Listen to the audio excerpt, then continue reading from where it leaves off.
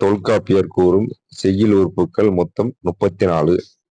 மாத்திரை, எழுத்து, அசை, சீர், அடி, யாப்பு, மரபு, தூக்கு, தொடை, நோக்கு, பா, அளவு, திணை, கைக்கோள், கூற்று, கேட்போர்,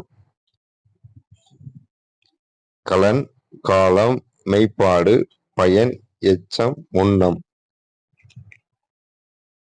பொருள், துறை, மாட்டு, வண்ணம், அம்மை,